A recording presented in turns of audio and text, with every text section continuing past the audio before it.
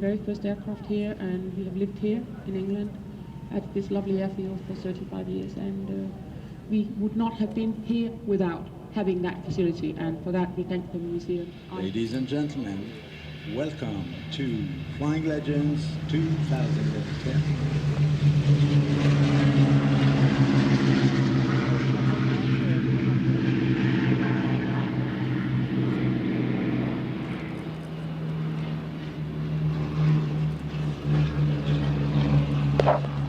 Now they're going to turn to the right behind us. That's where they have their waiting area. And above the fields, and they are going to formate up there, set up the two elements. Our left are. We have Cliff Spink flying the Spitfire Mark 9. We have Lee Proudfoot flying MH434. And he'll bring them back on the axis in front of us on runway 24. Minimum altitude is 50 feet above the ground, which is quite low, by the way. When you're doing 300 miles per hour at 50 feet above the ground, you really do have inside the aircraft this tail chase. The air above the airfield becomes really turbulent. And from the left, here is the Spitfire Overture.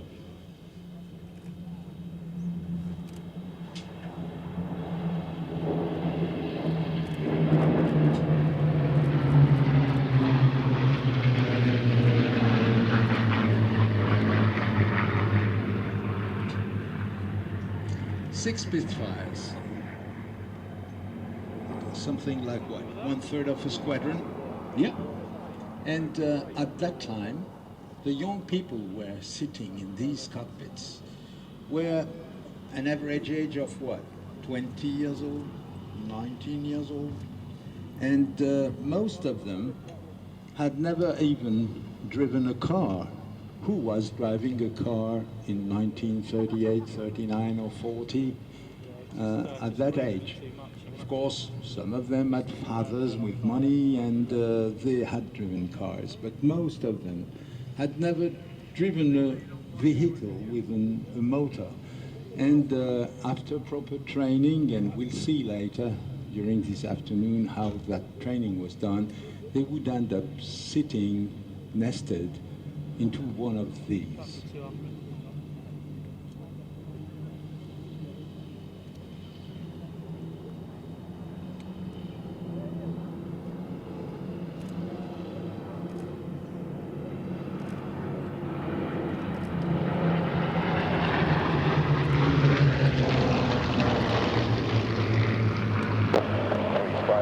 And not only would they be sitting in these aircraft, but they were going to war.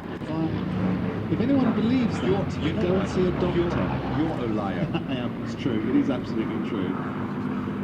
Even if this afternoon, when you look closely at the aircraft, you see that they're buffeted around because of turbulence, Yes. low-level turbulence and slipstreams from the one in front of you.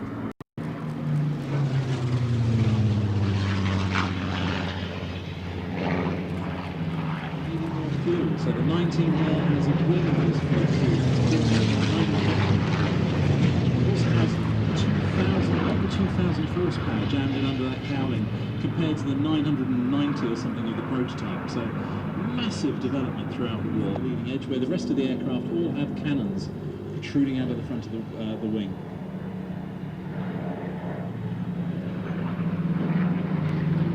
Look at it.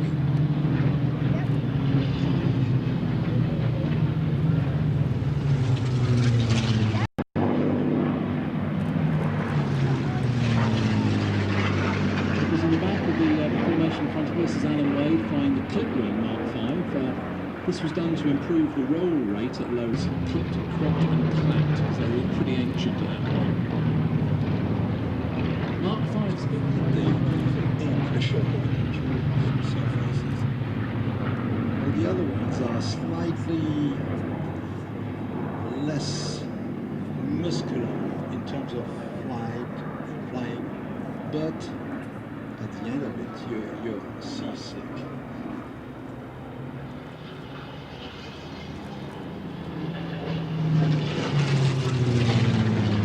There is a phrase that says the noise inside the spectacle must emerge something absolutely superb outside. Apparently the noise inside the cockpit is pretty heavy. Banging inside the engine.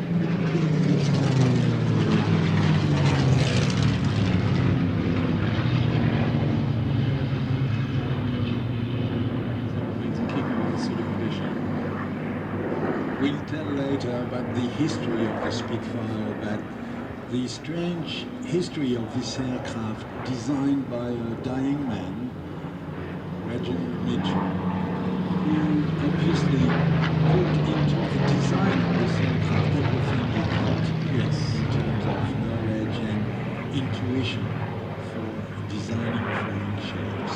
Now the aircraft are breaking off behind us. What's going to happen now was really coincide was daily occurrence whenever the weather was as nice as it is today. So we have Dave Harvey coming in, barrel rolling over. He's just nipped off to France to do a bit of jerry spinning. The 109 would have small wings, nevertheless quite good at slow flight because they were equipped with a British invention. And the H stacks, which enable the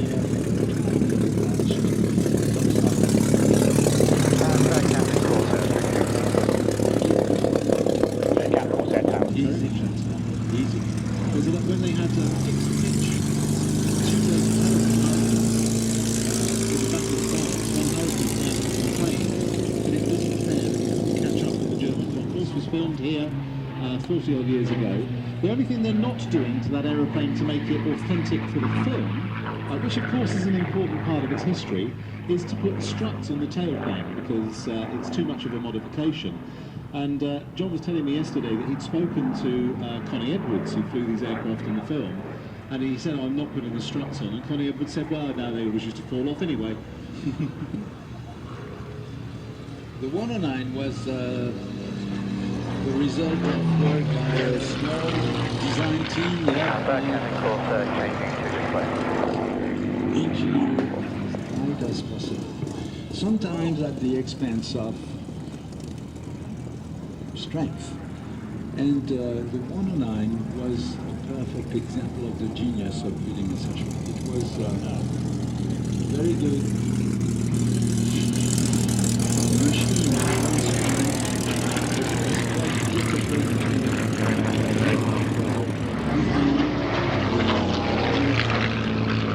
At this kind of distance, this is good shooting.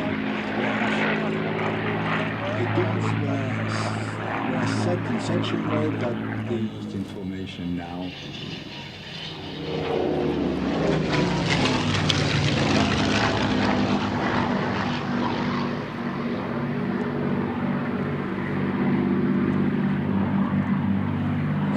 Who's the Spit? The Spit is Cliff Spink in PL 344, the Tom Blair aircraft, Mark 9, and busy turning inside there to bring his guns to bear. Of course, we have to mention that Cliff changed sides 2 years ago. He's defected. He's defected. He's come over here and is now flying Spitfires for the RAF and making a good job of reenacting the Battle of Britain here now. Which, of course, was, as we say, was done here 43 years later. 43 years ago, when the far side of the aircraft had a half-scale chateau built. The Hurricane squadrons in France were based over there for the film. Yeah. And there's some wonderful outtakes of 109s beating up the airfield at the time. Well, you can find it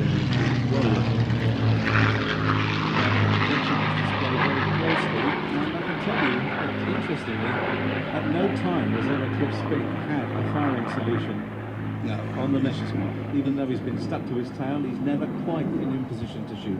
He's always offset a little bit to the right or the left. Well, he used to be Offset to the left. Now he's off track. So there.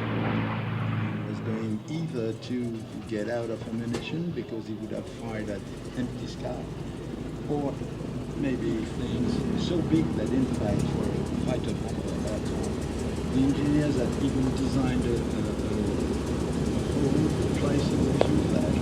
Something beautiful, heavy aviation Mark 17 Sea Fire. So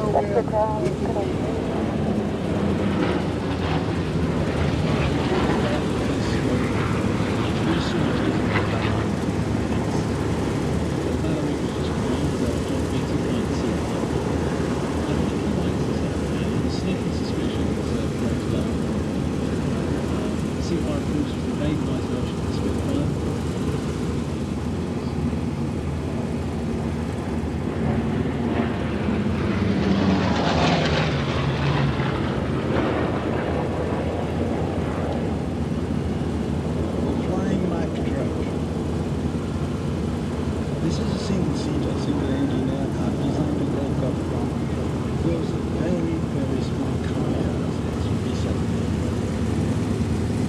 It's supposed to be low, 9,500 but I think it's extremely, so it wasn't hard to use it at the same time.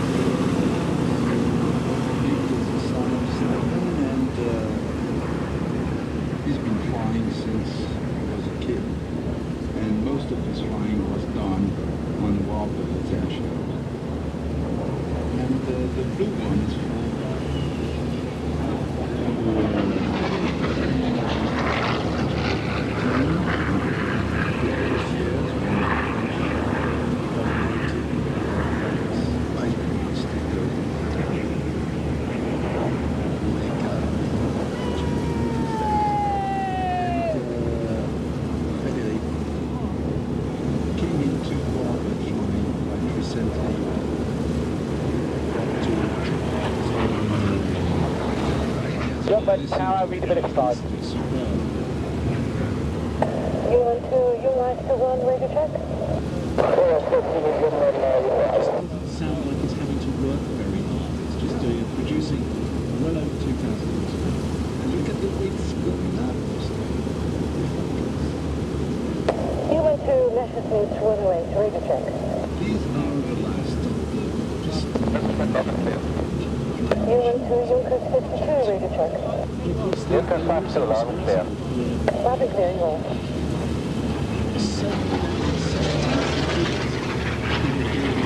Taxi in 1 minute. This passport needs taxi in 1 minute.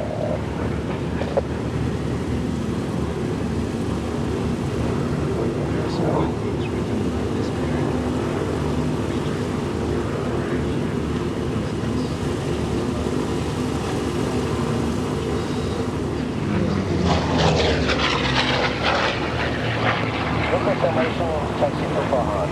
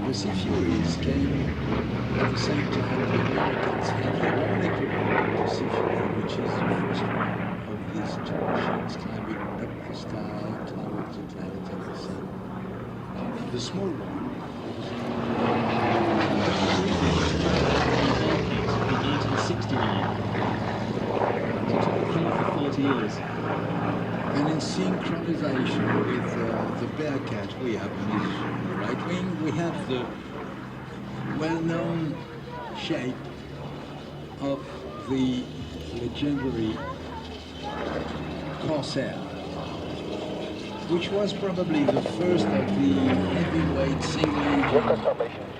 Still in its original colours, and that has the fabric wing. Very, very fast aeroplane with the cranked wing. The cranked wing designed to enable a very large aircraft with a very short undercarriage. You can translate both ranks well.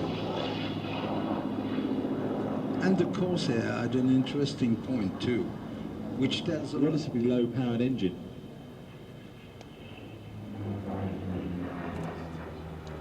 Those American aircraft of the 40s, 42, 43, 45, you have another characteristic. They're whistling. Huge range of over 1,100 miles because of that massive fuel tank. You need a large range when you're out over the Pacific. The Bearcat also, that was a range of over 1,000 miles, because the Bearcat also carry 1,000 pounds or 4 or 5-inch rockets. So very, very effective. Of course, the French went on to use the Bearcat and of course the Corsair in the early... Yes? And a friend of mine was sitting in his Bearcat one day when he heard a big bang. He was on the ground at the engine. And suddenly he was looking up at his engine, propeller still turning, but there was nothing. The same guy on the same engine in the Indian field was sitting in his Bearcat ready to take off in a cloud of dust. And suddenly he heard a big bang again. And he was seated in the same position, looking at the sky way up there with nothing left behind his seat. But this time it was not a shell from some artillery position, Vietnamese artillery position. It was another Bearcat which just cut him into. Now we've had two very interesting aeroplanes take off now. This is the German segment. We now have the wonderful Messerschmitt 108 coming in from the right. In aviation, prior to the Second World War, these were both designed as peaceful aircraft. The 108 was designed as a 4-seat touring aeroplane, very efficient. We mentioned all over the weekend the level of development that was going on in the late 1930s. It's really evident. This is an aeroplane that was 3-engine airliner. Originally, the first prototypes, the Junkers 52, had just one engine, but was a little underpowered. So they put the 2 engines on the wings as well. But unfortunately, they're actually squared off on the wing itself, not on the flight line. So they both point outwards a little bit, which is a little bit unusual. Airships. And the only victim they recorded is somebody who wanted to disembark too early and jumped from a few feet of altitude to the ground and broke the leg. And that was the beginning of Lufthansa. But Lufthansa also has a tradition and knows its own history. And so the aircraft is flown by actual Lufthansa crew members who normally fly 777s, 747s or Airbuses. And the 108, the Messerschmitt 108, is also flown by a Lufthansa pilot. And the 108 is fabulous in that today you have very, very few aircraft, 4-seaters of the same power, going as fast and as cleanly across the skies. While the U-52, look at it and think about it. We're in 1937 and you're in Frankfurt or Berlin Tempelhof, and you're boarding as a passenger a 52 like this one, and you are going to cross the world at that speed and slightly higher altitude, let's say, and in what? In 6 days you'll arrive in Peking, flying during the day, sleeping in nice hotels at night. And you need it because during the day you would have been bumped all over the sky. And low altitude and deep into turbulence, into bad weather if there was some bad weather. And that was aviation. Several 108s were used by the RAF during the war as transport as liaison aircraft. They've been acquired or captured and they were given their own RAF series, so we did operate them. Of course, the Junkers 52 was operated by Lufthansa before the war. After the war, they were also still used by... And of course, it was also very widely used by the Luftwaffe during the war as a principal. It's being buffeted about a little bit. It's a lightweight aeroplane. just very, very efficient. But still relatively small track undercarriage, as on the later 109.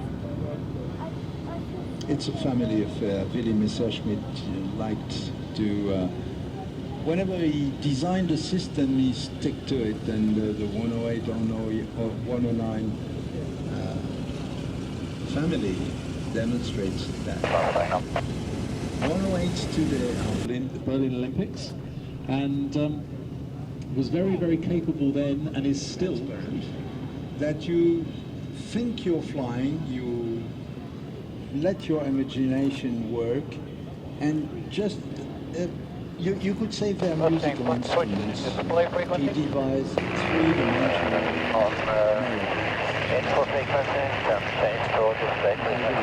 Maurice Ravel was contemporary with Karl Clemens Bruckner, and Maurice wrote a music one day going back home, which became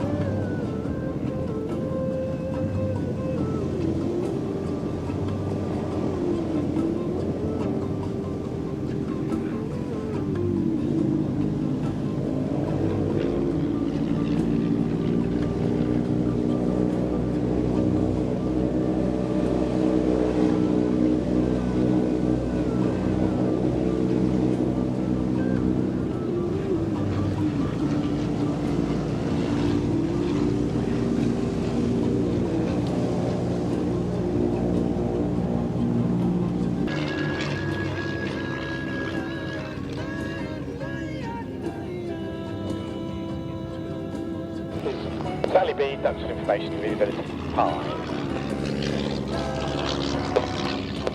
Sally B, taxi.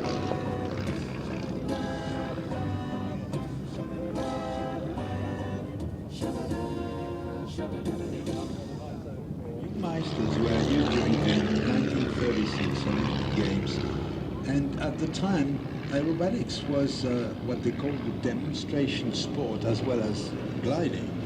So using aircraft like this one, well, this is a young man flown by Anna Walker, and what a teacher of aerobatics. The good thing with girls with aerobatics is that they don't have to demonstrate any kind of manhood. They just are women flying. Of course, yeah, and of course Anna is also a warbird pilot herself, Sure. and she does a lot of gliding, so Yeah. really sort of all-round aviation person. As And the wonderful Sally B taxis past in front of us. This another wonderful piece girl of thing. story, huh? Yeah. 35 years in preservation and flying. It's an amazing achievement.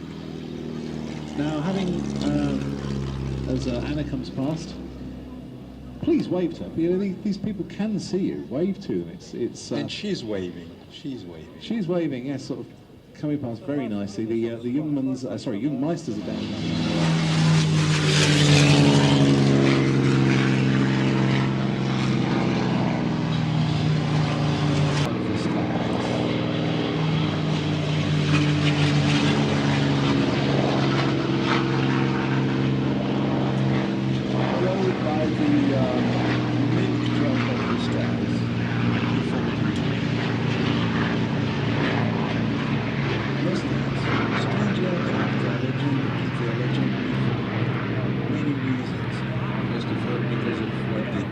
Because it teaches you not to get into trouble. And she said it also has absolutely wonderful ailerons. Now Tracy is flying the aircraft 001, you'll see as you come past, and this is the prototype of the PT-22. This was a classroom where American would-be pilots during the war discovered the skies and piloting. And the PT-22 was a Western aircraft because it was designed in San Diego at Ryan's and mostly used in the Southwest training centers. It's a 100% Californian aircraft. It's nicely designed. It has all the routes to go cruising along PCH. You can even, it's a torpedo, so you can fly it with your arms tucked on top of the opening of the cockpit on the little leather covering there. And you can wear a big smile in all that wing, and of course, not a lot for quite what's actually a relatively heavy aeroplane. Well, that's, you know, it makes noise. It makes noise. It makes a wonderful noise. A five-cylinder. It tends to sound. Five-cylinder engines always sound like one cylinder's missing. Yeah. But it's a very good, reliable, rugged engine, and good, reliable, rugged aeroplane that still has that look of being slightly from an earlier era with BB to this way. And of course, its predecessor was the Ryan STA with a very closely cowled NASCO engine, inline engine, which was something fantastic in terms of aesthetics. Those people who, most of them, had never driven a motor.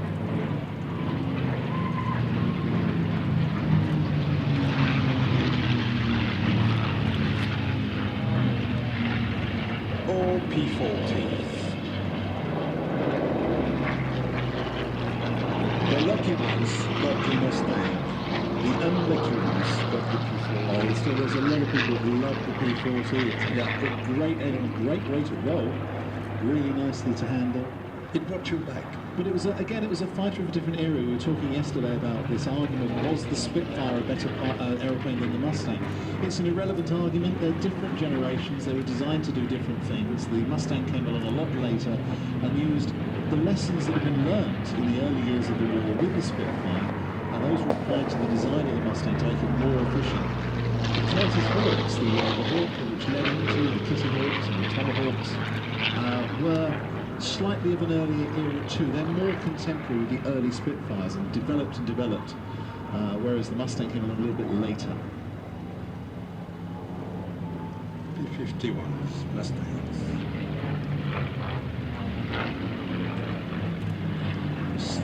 Trench aircraft with multiple souls. This aircraft was designed by a German engineer who had emigrated to America in 1933-34, and it was designed with the help and the aerodynamic genius of a Hungarian, Theodor von Karman, who was head of the aerodynamics department at University of Caltech, California Institute of Technology. Building the P-40, and they decided they didn't want to do that. They could make a better aeroplane, and the British Purchasing Commission gave them 130 days to sort the prototype out, and they built the prototype Mustang in 130 days. And when it was rolled out, it did have T6 wheels slightly here and there, but it was rolled out very quickly. And of course, the early Allison engine versions were fine low down, but the engine tended to run out of push as it got higher. And then one day somebody had the bright idea of what would happen if we put a Merlin in the Mustang, and lo and behold, you have one instant legend. Had a lot of fuel, a laminar flow wing, which meant less drag in the cruise, so they were able to get more miles to their fuel, so better range, better speed, and it enabled bombers to be escorted all the way into Germany. Mustangs with drop tanks could fly for anything up to 8 hours.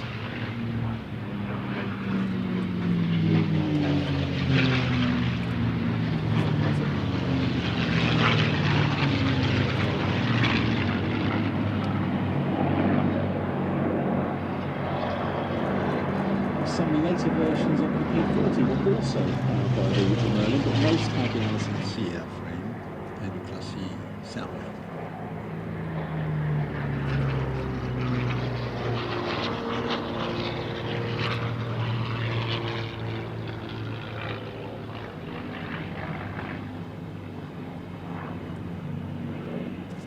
forces used the P-40 in the Far East.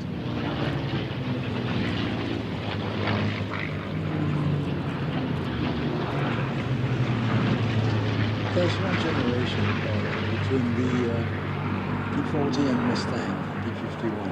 On Duxford. There was an American unit based here, and they went all the way from the islands of the Pacific to Japan, escorting B-29s at very high altitudes during the above Japan in 1945, just before the end of the war and the atomic weapons were first used. Of course, the Mustang remained in service with a number of different countries, right the way up until frontline service until 19. Also, in the Mustang that's come over from the LA, we have George Perez. A wonderful story, as we said yesterday. George bought his first Mustang when he was a student because he couldn't afford to buy a Luscombe. So he had a Mustang instead. And in those days, he said to me one day, he said, those days, he said, gas was a lot cheaper than it is now. In fact, he bought the Mustang, but had not thought about the gas. Europe. Here comes a little friend. Stevie. This is what happened.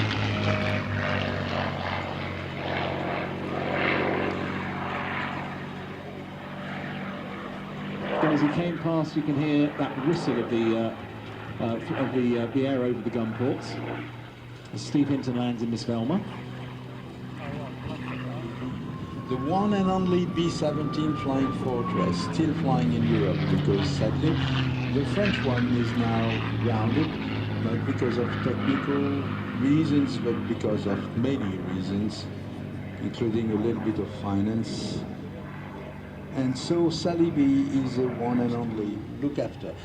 But in fact, the B-17s were flown by barely 20 years old crews. And just like the fighters. Today we consider these flying machines to be, if you're flying a big airline, aviator, not a pilot, not an aircraft driver, is an aviator. And the fact is that this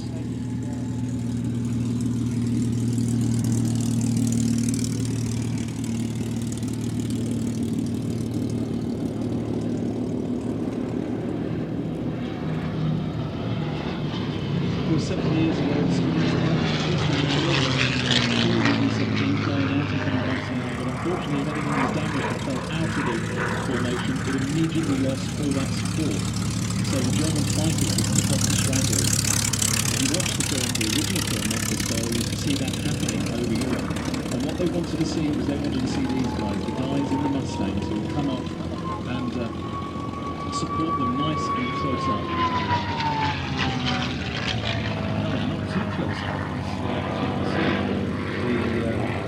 The Mustang is actually doing what it did then, trying cover from behind. It's not formation on the wings.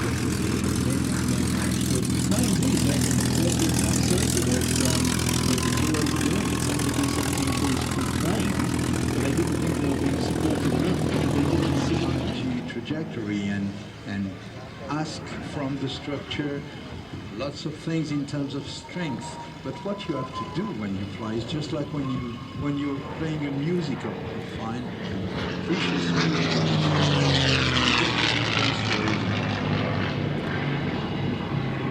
You are not forcing an aircraft into a trajectory. You bring it into the trajectory, just like if you were dancing. Now, indeed, of course, as we were mentioning earlier, the whole thing. The men were wearing uniforms and fighting a war, and here it comes with the smoke. And now, ladies and gentlemen, this smoke is for all of the all the people in the Sally B Supporters Club. This one's for you. The particular history of this aircraft in itself is a saga. This aircraft still exists because of a woman. Indeed. Sally Ellie Benningbow. She's the person. Ellie Sallingbow. Ellie Sallingbow, I get it. She's the person behind this aircraft being still alive. She wanted it to fly, and so the B-17 still flies, Sally B still flies. Of air shows and private ownership. There's a massive amount of effort and sacrifice has gone into keeping this aeroplane flying, and if it's going to carry on, as indeed we know the French one couldn't at this particular time, although I do like the way the French one has not been, it's been These two are then painted in military colors, but most Cubs were painted yellow with a little cat figure on the tail, because that's the name of the aircraft. And the Piper Cub is much more than a very small aircraft, very small two-seater with a small engine, 65 or 90 horsepower, nothing compared to a fighter. But the Piper Cub is the answer, the universal answer to one very special question. What is perfection? Saint-Exupéry one day wrote that perfection can be approached when there's nothing more to subtract. You don't reach perfection by adding things. You reach perfection by subtracting things. And so you get nearer to the essence of a concept. The Piper Cub is the concept of the aircraft kept to a minimum. Minimum engine, minimum weight. And the thing is that, and you can even do minimum things, which is bad things, just like turning without banking. indeed very... 1935-36, and since that period, nobody ever did a better basic elementary aircraft than what was done at Piper's at the time by an engineer, two engineers, Mr. Taylor and Mr. Jamuno. Indeed, in fact there's a lot of these aeroplanes still flying. They're 23 minutes apart. 23 minutes apart.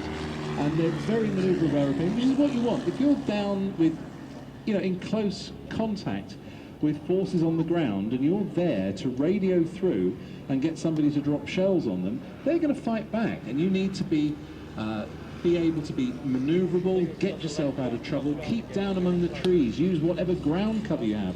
Low flying. There's a wonderful t-shirt I saw in the States once, had a picture of a Cub, and it just said low, slow, and with the door open. And on a lovely summer's evening, when you're not being shot at generally, then there is nothing nicer than toodling around at low level in a Piper Cub. And I'm actually quite jealous of Dave and Bob, because they're having fun up there. Originally powered by a 40 horsepower engine, next to nothing. That you land long and vacate the runway. When you land on the grass, you vacate by the right side. So now we've had the spotter planes, we've had the United States Air Force, Army Air Force. We now are waiting for the Russians. Of course, the great Patriot. The Russian engineers and the Russian officers and generals.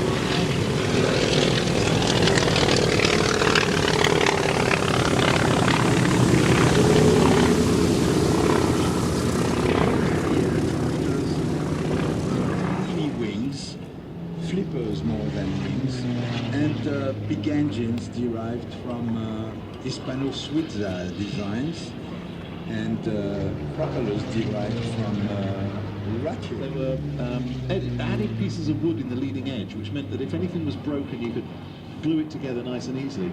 Now we have two Yak 3s and a Yak 9 arrow on the fuselage. They are fast. They are fast, because after the war, the Yak 3 was further developed with a radial engine and a two-seat cockpit to be the Yak 11 trainer. It was a long way. The looks of the aircraft are coherent with what was... They were armed with 7.62 machine guns, 2 in the fuselage and 2 in the wings, and they could take up to 441 pounds, that's probably 200 kilos of bombs. Some of them were flown by women. Yes, indeed. Just like any aircraft in the Russian inventory at the time. This was, remember, the Great Patriotic War. And remember, too, that at the end of the war, when the accounting time came, they find out that something like 22 million something, I guess. Russian people had been lost during the war.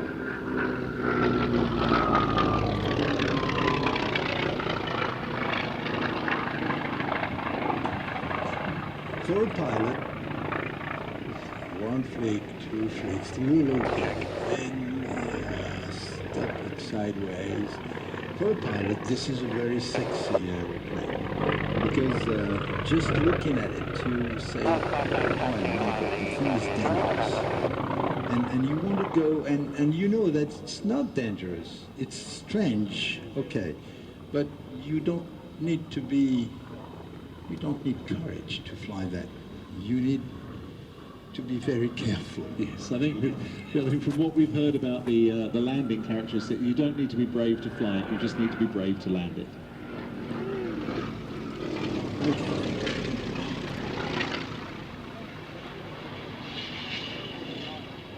Yorgis sat so low into the fuselage that you just barely see the top of his head. That's why he flies so low, in fact. He doesn't see anything outside. It says here on the negative side, it had poor longitudinal stability, a tendency to stall in a glide, was exceedingly temperamental, requiring highly skilled airmanship to perform well, and not the ground of Duxford airfield by the I-16 landing skid. Now comes the moment of truth. This is what aviating is all about, bringing the I-16 on the ground in one piece. Obviously, he did a kiss landing of and the skid will be coming down. Oh, he's on the hard surface. So and landing, really landed, so you can see over the nose, and of course has more rudder control for longer, so directional stability. He's probably digging a trench in the runway. That mythical lack of directional stability. End of the 20s, beginning of the 30s, really. The story we have here is we have the Gloucester Gladiator, we have the Shuttleworth, where aircraft would be handicapped. The start times would be fixed so that slower aircraft took off first, and then the faster aircraft took off last and caught them up to make the finishes very exciting. It's still done. The Royal Aero Club still do air races such as this, although not round pylons. And so here we have... Wouldn't say covered with women, but probably you found him on the track. Well, he ended up with a French wife, didn't he? So obviously, yeah. So, okay. You know, man had taste. But he had a problem. He loved flying. He couldn't live without piloting. And so he was, what, barely 20 years old when extraordinary time span. He did. He took off on February the 5th, 1939, from Gravesend. He spent 60 hours airborne over a period of only 103 hours, travelling at an average speed on the average. The man who had used an Irvine parachute, and he parachuted out to the aeroplane, which would then hit the deck. But look at that new gun. The cockpit is almost flush with the upper fuselage, which means that you don't see anything outside. And it's a very narrow fuselage. So both shoulders are being compressed by the sides of the fuselage. And it's noisy, and it's vibrating, and you spend the better part of 2 full days airborne, crossing Africa like a missile. Indeed, but he not only did that, he also managed to hold the fastest ever King's Cup air race victory, averaging 236 miles an hour over a triangular course of just over 1,000 miles. So he was a great pilot. There are wonderful stories abounding of how he was, but just little things, like even into his late 80s, he would still drive everywhere in his Porsche at 80 miles an hour. And if he got stopped for speeding, the policeman would say, "Did you know you were doing 80 miles an hour?" He said, "Well, I should do. I set the speed control for that."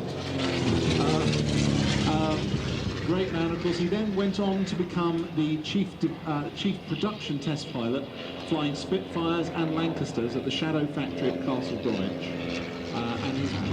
Well, we estimate that the sound of 3 Rolls-Royce Kestrels in the air together has not been heard over Britain for about 75 years. Yep. It's been a very, very long time. Of course, the British aircraft sound. The Mercury engine was a radial engine where the cylinders are around the crankshaft housing, and normally this type of engine turns quite slowly. Typical revolution per minute on a radial engine are around 1900 RPM, and so they just take this big propeller around quite slowly, and hence the whispering sound of these machines.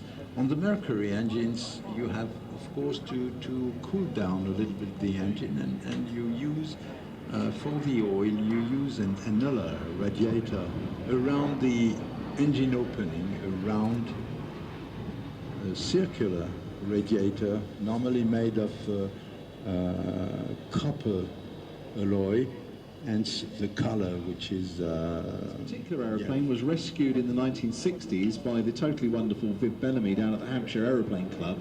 How much he paid for it? He paid £250 for it, and it had 80 hours on the aeroplane. Viv Bellamy was just one of the great gentlemen of British aviation, and he eventually sold it because it was too expensive on fuel, and he sold it to Gloucester's, who kept it flying for many years before passing it to the Shuttleworth collection, where it remains at the moment the only one flying. Stephen has one. We're waiting to see what's going to happen on that, but a wonderful aeroplane. Also there we have the Lysander. The Lysander was designed as an Army cooperation aeroplane, designed to have little stub wings on the undercarriage to carry small bombs and machine guns, but it really found fame as the aeroplane that was used on clandestine missions to take agents in and out of occupied France. And this happened from just up the road at Thamesford, as well as from Tangmere on the south coast. So picture yourself, you're 20 years, 22 years. Well, normally clandestine missions, pilots were major people, were maybe older, 25, 28 years old. They knew how to handle a complicated flight on their own, navigate by themselves, and they could take off at night, dark night, pitch black, after dinner, after supper, and they would cross the channels, all lights out, of course, get into France, cross the country and go to places like the Rhone Valley, near Dijon, for instance, or We're near plus Poitiers, 7 minutes. another part of the country, and at night they would land in a field, not an airfield, just a field with 3 lights arranged on the ground on a triangular shape, very dimmy lights, and they would land there and either disembark a passenger or a sack, something, equipment, or embark or pick up somebody, just like it happened one day with I'll be rolling underneath you on the left side of the fuselage, and fell down like a sack of potatoes on the back seat under the pilot and said, "You can go," and that gentleman becomes pilot.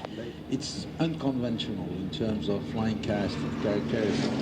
It's quite unstable in pitch, for instance, and demands to be trimmed. But once you've mastered the yes, got a close thermally. I'll just got to put a broadcast on. it's a good aircraft, while the Duxford Gladiator broadcast caution, is a large flock of thermally. Everybody who's flown the birds Gladiator to the northeast agreed of the that airfield. this is one of the great flying.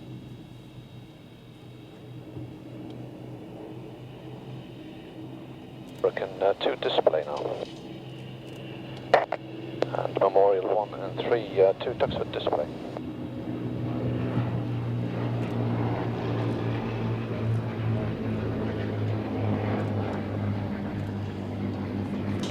Leading there is Charlie Brown in the historic aircraft collection Hawker Nimrod 2, the single seat, the navalised version of the Hawker Fury fighter.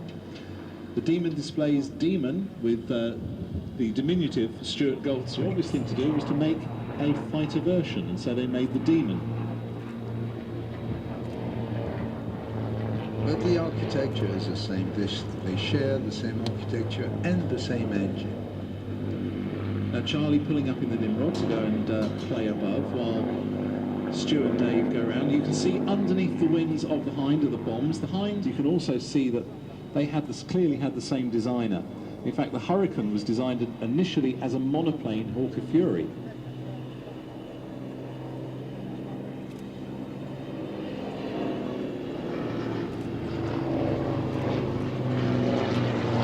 Now, in the 1960s, a number of these were found in Afghanistan and were recovered back with the help of the Ford Motor Company. One is in the RAF Museum, 2 more went to Canada, and 1 went to the Shuttleworth. And now this is Charlie Brown displaying the beautiful strange sound.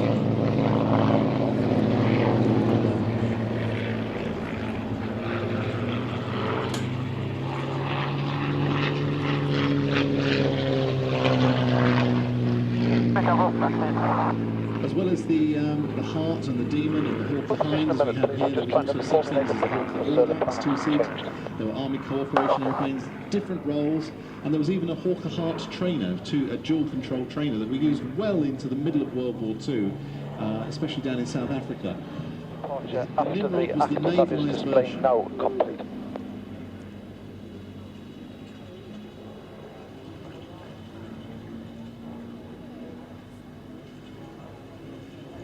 This is what piloting was about in the 30s, mid-30s. Wide, sweeping yards, and that use of what power was available within an airframe which was quite bulky compared to what can happen on airplanes, without struts, without wires, without fixed landing gear, and all those things. Because obviously when they're standing 3-point, the tail is low on the ground and you don't see a thing in front of you. You'll not be able to go to the sideways, Lancaster and as you Spitfire would in complete their a display now, Spitfire, probably for instance, just over where 10 you can minutes. quite clearly see what's on the sides.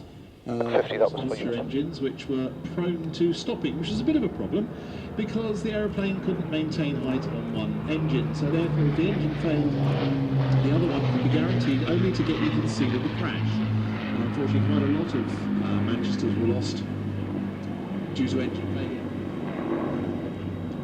The Lancaster became more than famous. It became a kind of equivalent of the Spitfire. The Spitfire here in England was a symbol. It was the attacked 3 gigantic dams and broke them using a very specially developed weapon. Indeed, and now we have coming in Britain Spitfire.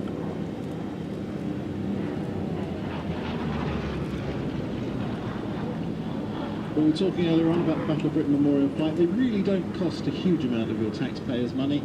And if you need to support them, you mention anything about them to your MP, go ahead. They are going to be subject to the Defence Review, the same as everyone else. And it's wonderful what the RAF do to keep your heritage alive. So please support them as much as you can. Of course, they have the stand here as well, so please go and support them there. That Spitfire is one of the early marks. It's one of the lightweight Spitfires. It's barely above 1,000 horsepower. It's a very balanced solution between Did you get a message from the ground crew that we're back to the original plan? XRM 934 now, time 21. We mentioned earlier, of course, that we have a very wide selection of Spitfire types here. We have a Mark 1. This is a Mark 2. It's the 8 machine gun version with the machine guns well and truly nailed inside the wings, so they don't protrude from the front. Also, as you see, it has a yellow patch on the wing. This is a gas detection. The early years of the war, we were still wondering if the Germans would use gas bombs against us. So that was there. That would change colour if there was any form of nasty gases in the air. What did you do then? Stop breathing? Yes.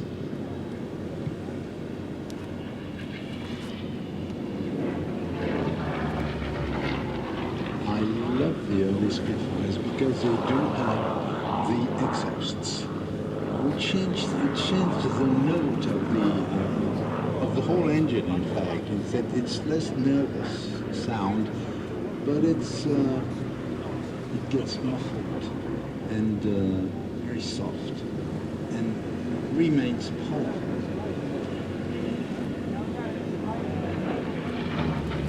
Girls. Next 50, are you still with Duxford? Well, now, those 8 genes buried in the wing were the result, or the actual reason that Mitchell came up with the elliptical wing, to actually get everything in the wing. To get everything in the wing. There's a lovely story. Someone said to him, why did you make the wing shape that shape? He said, to get the bloody guns in. But at the same time, the aerodynamically, the wind, the elliptical shape of the wing was known at the time to be very efficient. Look at them. To be very efficient aerodynamically speaking, because of the changing chord of the wing, which is the depth of the wing related to the span. And so an elliptical wing was the perfect answer in terms of strength, efficiency, but was a very, very poor answer to industrialization of the thing, because it's only made of nerves, to similar components. So it cost a lot of money to design it.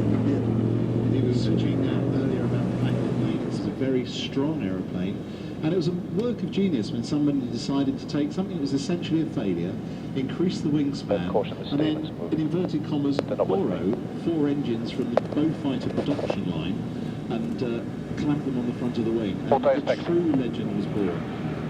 Dakota Roger, and obviously get a message that we're back to the original plan. It's very nice to fly. It could also fit in the great big 2,000 and 4,000 and 8,000 pounds blast bombs, the big almost dustbin-shaped bombs, and with modification it was able to take up to the 22,000. Just stop by, I'll try and get a message to the ground crew. Maybe it might be an idea to get the polystop up to move forward maybe 20 feet so they can have a look. Those we use as such things as the Bielefeld viaduct, and the slightly at lift, after maybe 2 kilometers, runs on takeoff with the 4 engines at full. Well, that was one. Tower, thanks for your help. The ground crew on the way. I'll tell you when their location. Yep. And eventually the design was further developed and moved quite a long way from the original Lancaster into. Now, the aeroplane now carries the markings of Phantom of the Roar. There were 35 Lancasters out of the 7,000 built that managed to achieve more than 100 bombing missions. And most of them shut down well before this. Phantom of the Roar survived the war, but was used as an structural airframe and eventually scrapped.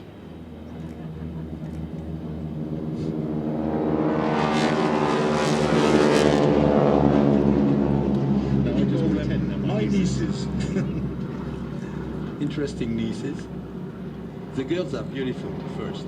Second, when they land, you shouldn't try to kiss them too quickly, because normally they do have lots of bugs smashed on their front teeth.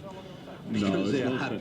No, it's one of what we were saying yesterday. One great thing about this is that the girls, we have Stella and Sarah on their wing today. See you as they're doing this. Of course, the girls being buffeted at the top there, going around the top of the loop, because standing up means their G tolerance is lowered. It's much easier to take higher G if you're sitting down or even laying down.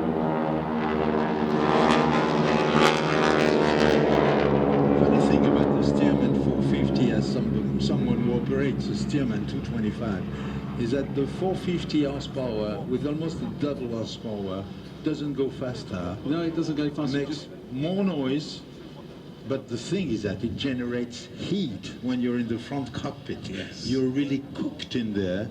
And of course it was useful when you were carrying things to be sprayed on crops. But apart from that, it's just a waste of money waste of money, and it's good for this kind of... It's good because it has the work. It means that, yes, it has the power to take up with the drag, because obviously the girls... Now, if you look at the girls now, they're no longer standing up. They're actually standing on their heads. That's their feet above them. The girls are there. Coming into two line abreast flybys. New colours this year. The bright orange colours of Breitling.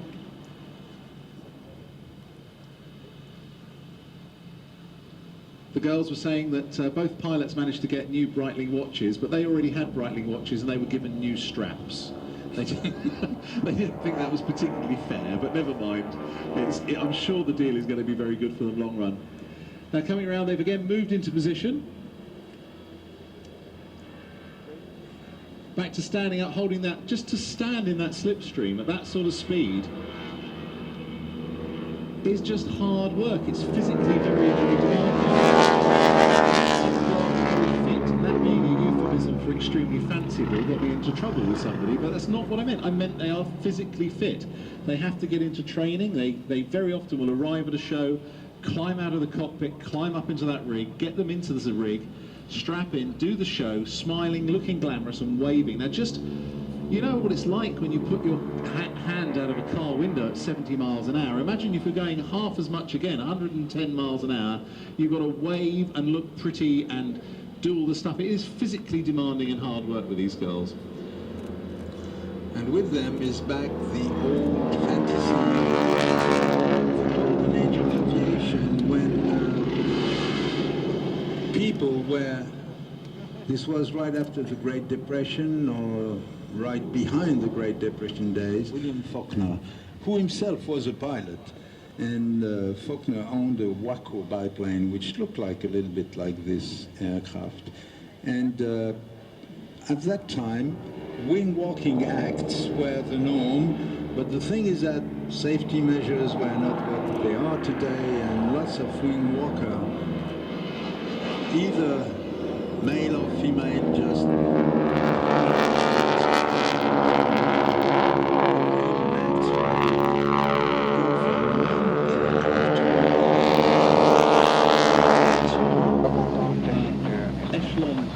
going up over the top. I don't know if you noticed, but the girls were on the wing there, upside down, pulling gears. They come in at the bottom of those manoeuvres. All the blood is just being forced to their heads while they're upside down. They just feel like their eyeballs are going to pop out of their head.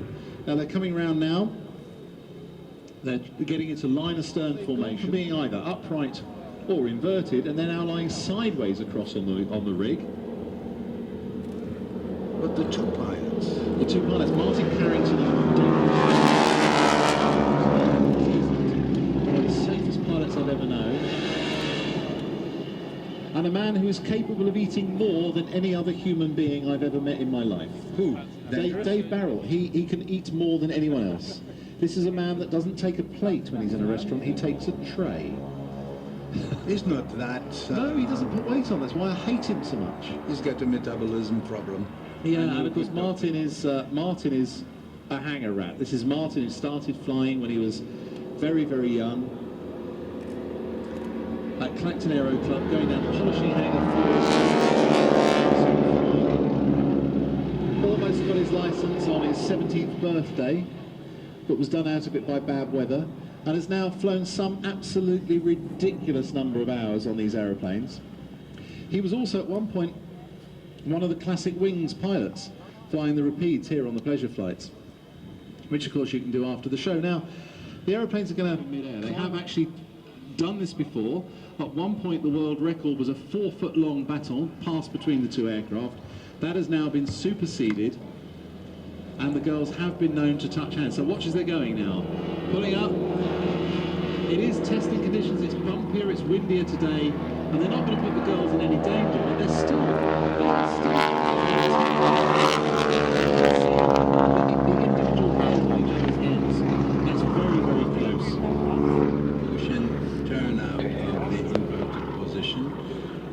And, well, it's a bit bumpy today. It doesn't... On the ground, you don't... Coming towards you, watch, get your cameras ready for the break.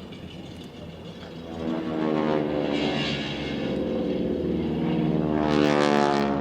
have to admit, I wasn't sure about the the new colour scheme when I first saw it, but I think in bright sunlight with a bright blue sky, I think it looks great.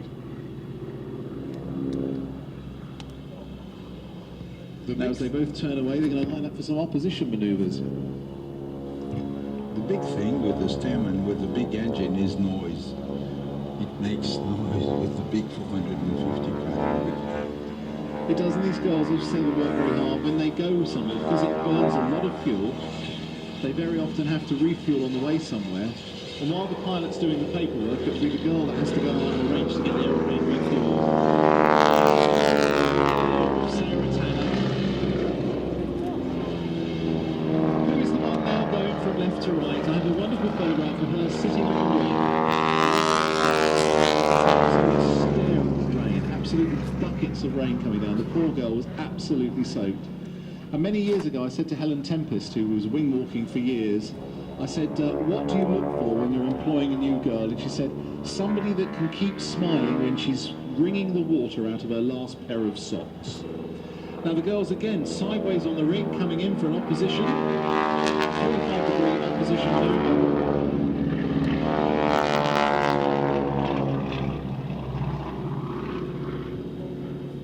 And there's a bird crossing the place. The bird is coughing because of the smoke. Well, the smoke is healthy. It's no longer diesel. This is baby oil. It's almost good for you. This is. Try to breathe baby oil. Burn it on your oven. Just leave it there, Melvin. Yeah. Even baby oil. So the girls with the leg high up. Coming in from the right.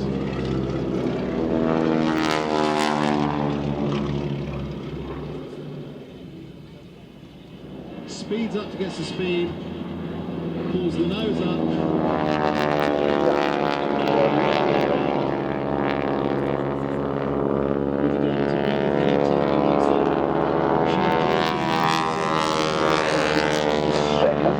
tapping. So much fun. Strange people. I would love to do it, I really would, but I think I'm too big for the ring. I'd love to have a go.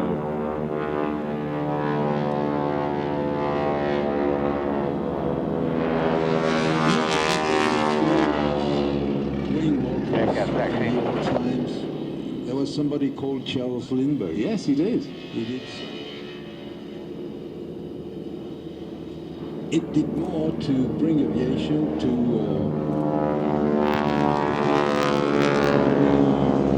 serious things. That was the only way the public at large could experience aviation. Indeed.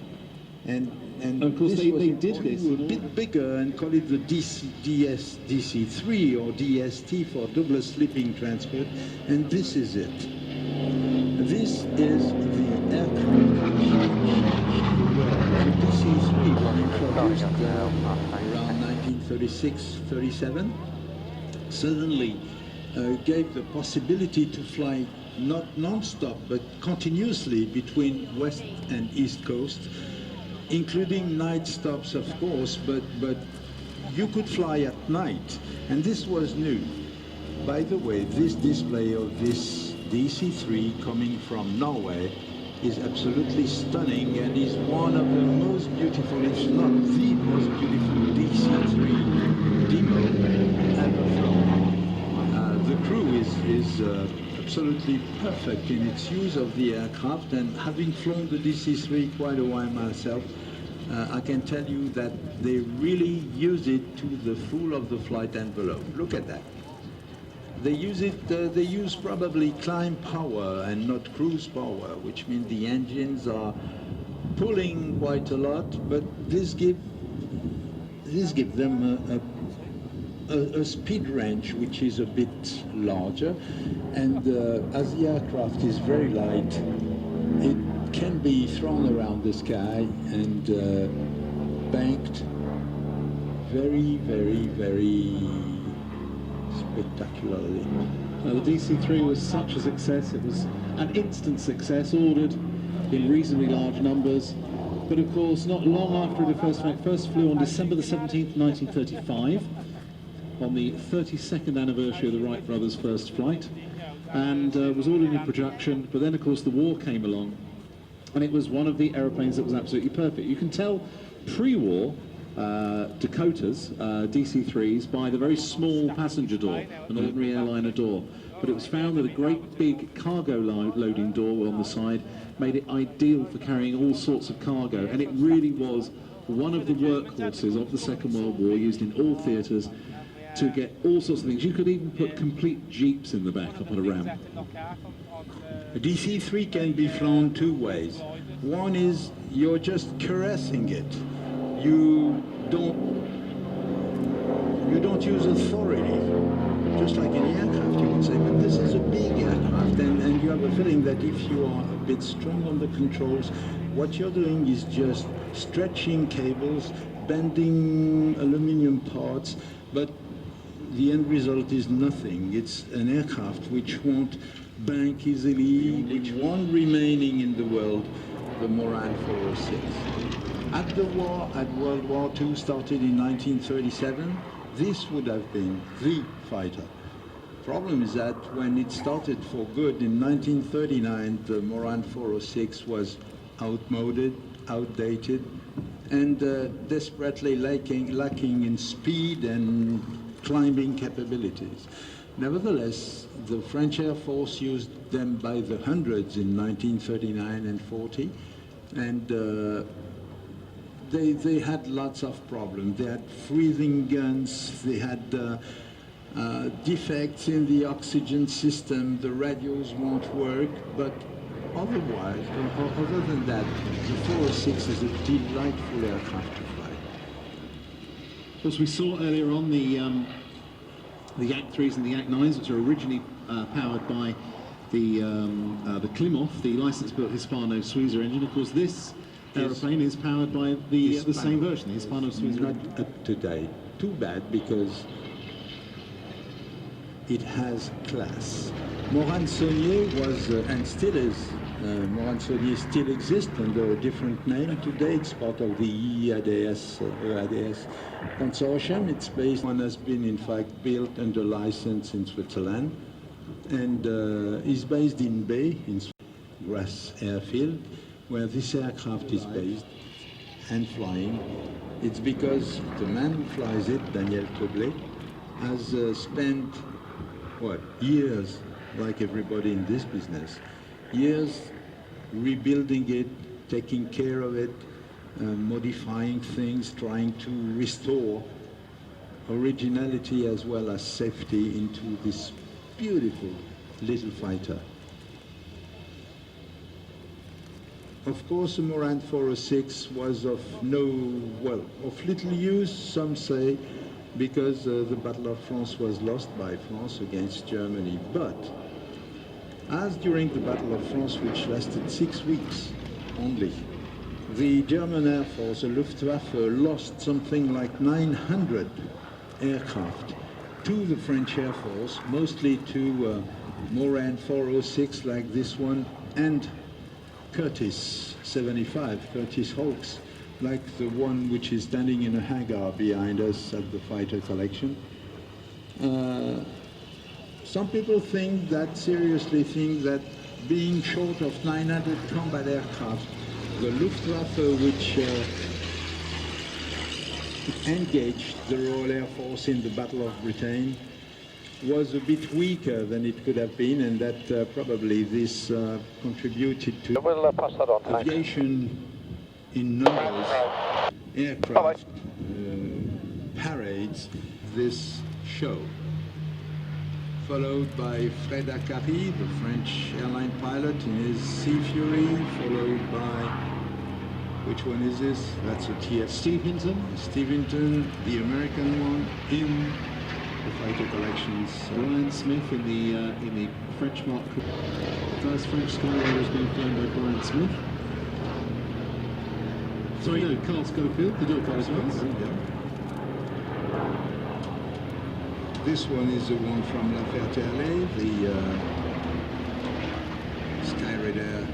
This one has an oil problem, by the way. When you look at the side of the airplane,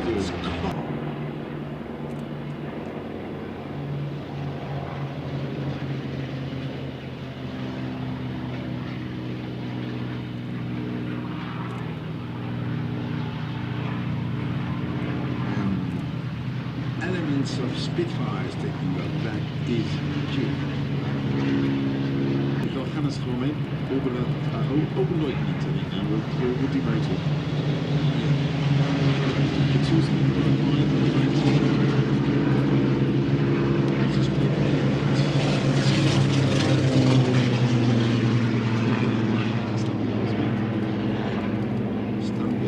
Outside, we're using the hard runway, we have the Yaks.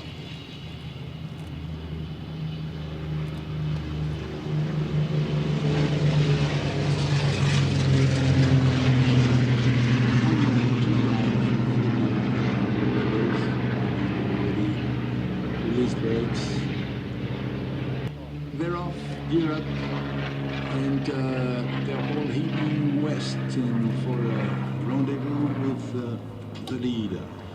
I mean, well, this show, ladies and gentlemen, has been a dream. It's a time, let it accelerate according to its nature, and this is one of the most beautiful pieces of soft flying you could see.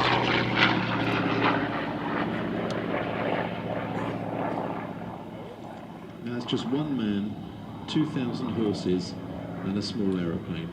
And the big sky. Yeah. And Stephen devised, I think in one bright idea, he got his reward, which is that when the bulbo is being set up under the guidance of the boss of the flyers, Pete Kinsey, this gives time to Stephen and some free space to just do what he wants to do most, which is have fun and express his own idea of freedom through the sky with this fantastic little aircraft. And he called the act the Joker because the Joker fills in the holes. The problem being that the Joker is so nice that you stop to wonder if the Joker is more important than the rest.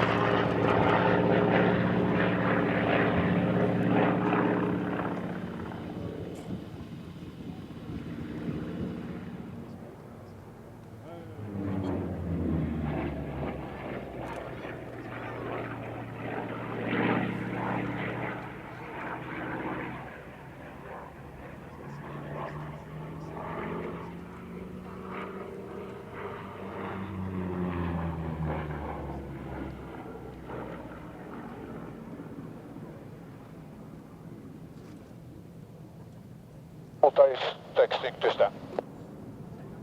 Dakota, thanks very much. What an excellent display. And taxi to stand. Thank you.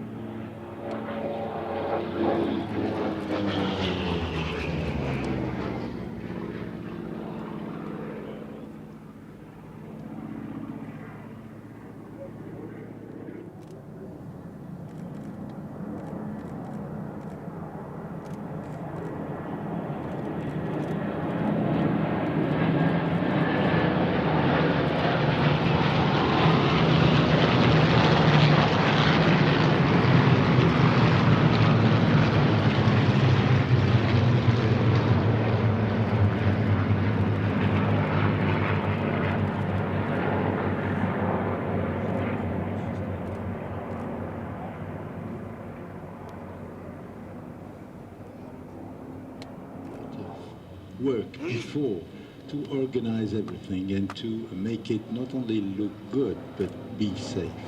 Because this is aviation. Aviation, you're doing, the first thing you're thinking about and dreaming at night is safety. Try to make it today and make it safe because you want to make it again tomorrow and next year, and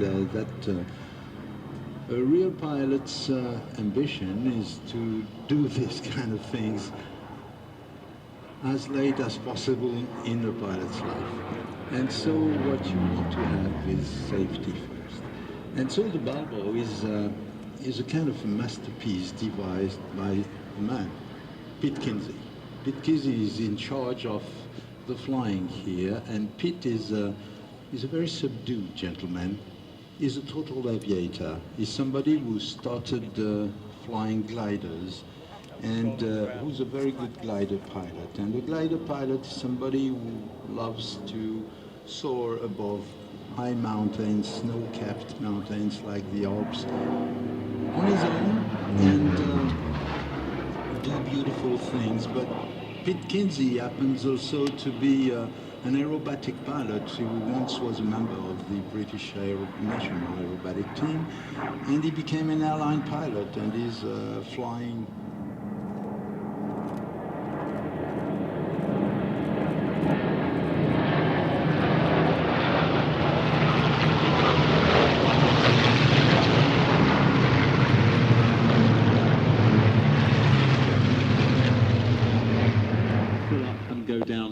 Downwind, ready to land, and Golf Alpha Mike, pass your message.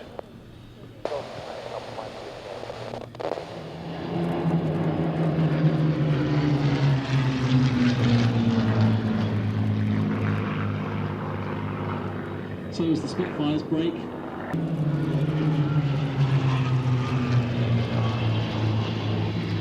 because you've got so many people behind you, so what you want to do is bring them on the ground and let them go and roll straight ahead until the almost the end of the runway, where you can then turn right with a braking problem or whatever, needs more space. You have to be very careful and not only fly for yourself, but fly for the others. Delta Oscar Kilo Roger, we'll do that for you. Have a nice flight back. Bye-bye. Special. That's what aviation is. H1015. meanwhile the first part of the trip Is common sense.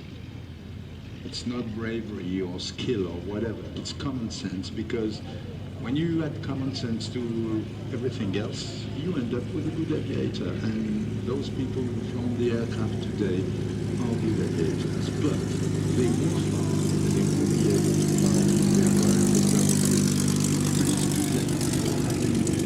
another time set up this whole fleet looking at the aircraft and watching the show, and some of them fly the aircraft and some others maintain the aircraft and some others do park the cars in the parking areas and some others in the control tower just keep a watch in it. And all these people together make flying legends.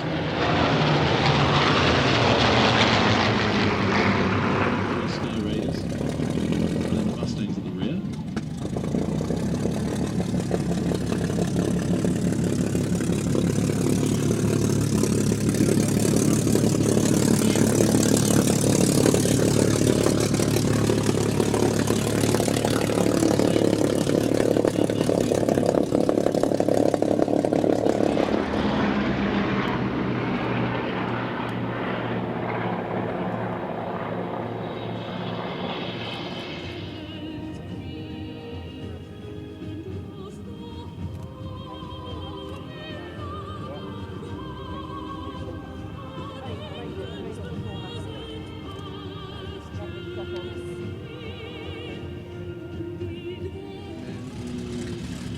Did lots of good things for British aviation and aviation in general, and I was very proud to be speaking to him as a journalist. Oh, French is in there,